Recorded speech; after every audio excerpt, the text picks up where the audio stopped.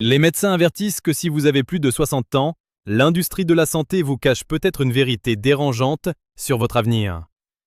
Beaucoup pensent que vieillir en bonne santé est une question de chance, d'un bon médecin, d'une mutuelle onéreuse ou de génétique.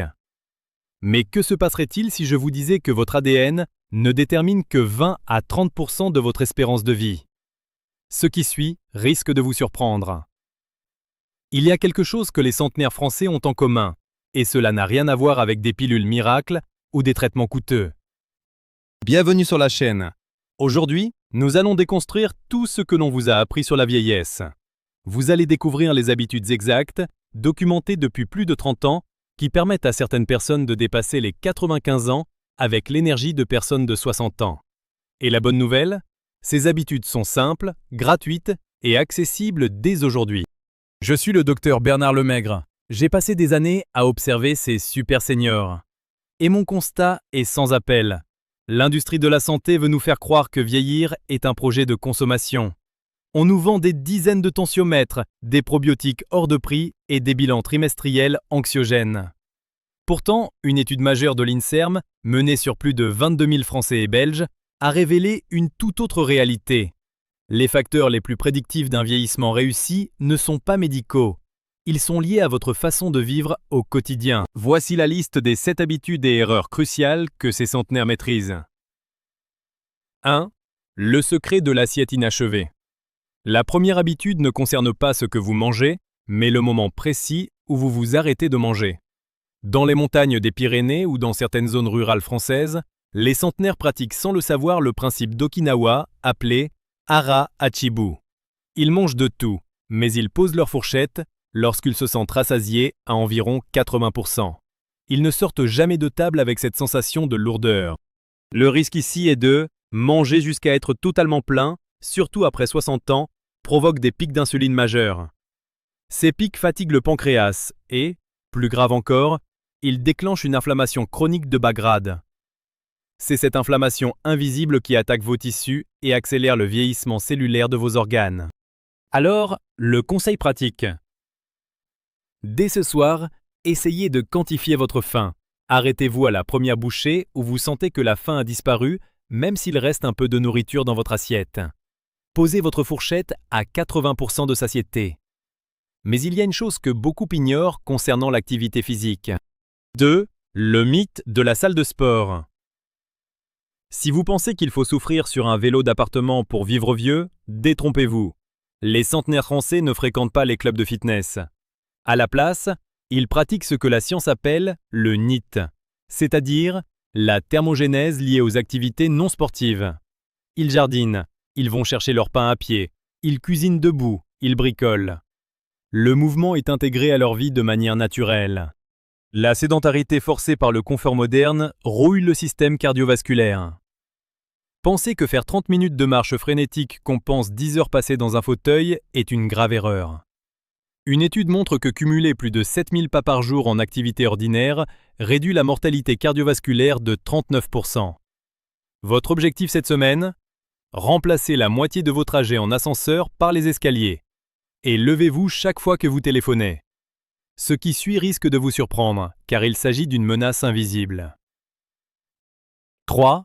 Le poison silencieux de l'isolement. Les statistiques sont formelles. Les personnes qui atteignent 100 ans en bonne santé partagent presque toute une vie sociale riche. Ils discutent avec leurs voisins, échangent avec le facteur ou voient leur famille. La connexion humaine est une nourriture biologique pour le cerveau. La science a découvert quelque chose d'effrayant.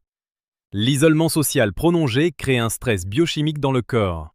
Son impact sur votre espérance de vie est littéralement équivalent à fumer 15 cigarettes par jour. La solitude tue plus que l'obésité. Ne laissez pas passer une journée sans entendre le son de la voix d'un proche ou d'un ami. Rejoignez une association locale ou un club de marche. Votre cœur a besoin des autres pour battre plus longtemps.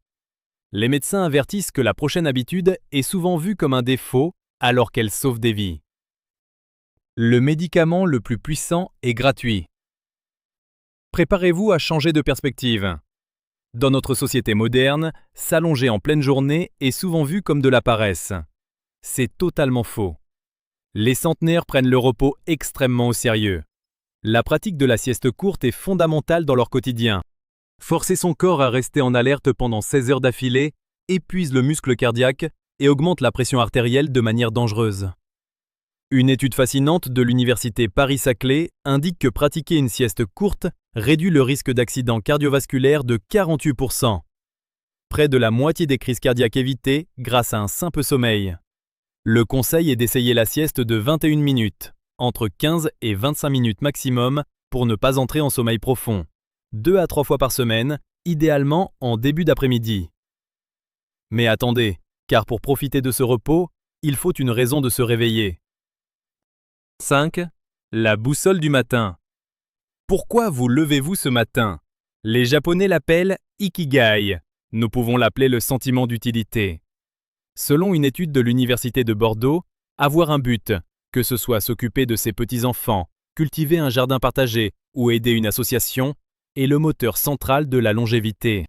Les personnes qui perdent leur sentiment d'utilité après la retraite déclinent de façon vertigineuse. Sans cette boussole, vous avez 2,2 fois plus de risques de développer une dépendance physique ou mentale. L'esprit ordonne au corps d'abandonner. Prenez un papier et un stylo. Identifiez concrètement pourquoi votre présence fait une différence pour quelqu'un d'autre aujourd'hui. Avoir des responsabilités affectives vous offre en moyenne 6 ans de plus en bonne santé. 6. Le poids invisible qui détruit vos cellules. Les centenaires ont une hygiène mentale particulière. Ils ne ruminent pas. Ils ont tous traversé des guerres, des deuils terribles, des crises économiques. Pourtant, ils ont développé une capacité étonnante à lâcher prise. Ils ne ressassent pas les erreurs passées ou les rancunes familiales. Ils vivent ancrés dans le présent. Biologiquement, la rumination et les rancunes maintiennent votre taux de cortisol, l'hormone du stress, à des niveaux dangereusement élevés. Ce stress chronique vient littéralement grignoter et raccourcir vos télomères, ces petites extrémités protectrices de vos chromosomes. Résultat, vos cellules vieillissent beaucoup plus vite que votre âge réel. Vous n'avez pas besoin de faire de la méditation formelle.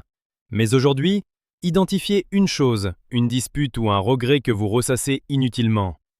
Décidez de pardonner, non pas pour l'autre, mais pour libérer votre espace mental et protéger vos cellules. Enfin, il y a un dernier piège à éviter absolument si vous voulez vieillir sereinement. L'illusion de la surmédicalisation. L'industrie de la santé veut vous persuader que la longévité s'achète. C'est l'illusion de la pilule miracle. Les centenaires ne passent pas leur journée dans les salles d'attente à scruter la moindre variation de leur constante vitale. Ils font confiance à leur corps. La surmédicalisation et l'hypocondrie génèrent une anxiété permanente. En devenant le spectateur angoissé de votre propre vieillissement, vous oubliez tout simplement de vivre. Vous gaspillez votre énergie et votre argent dans des suppléments inutiles plutôt que dans de vrais aliments de qualité. Consultez votre médecin pour des suivis réguliers, bien sûr, mais refusez de faire de la santé votre seul sujet de conversation.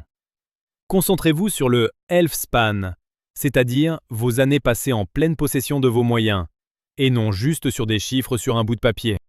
Pour résumer la puissance de ces habitudes, prenons l'exemple magnifique de Suzanne, 95 ans. Son quotidien est une leçon de science appliquée.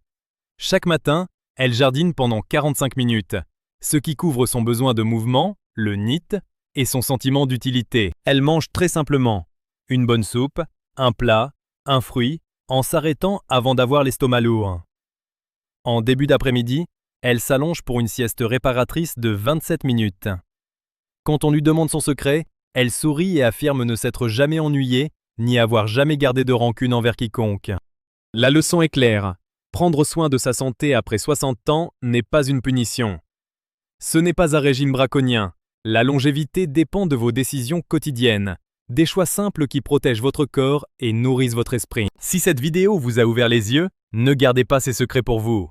Partagez-la dès maintenant avec vos amis, votre famille ou toute personne que vous aimez et que vous souhaitez voir vieillir en pleine santé. Abonnez-vous à la chaîne pour ne rater aucun de nos prochains conseils. Et j'ai une question pour vous aujourd'hui.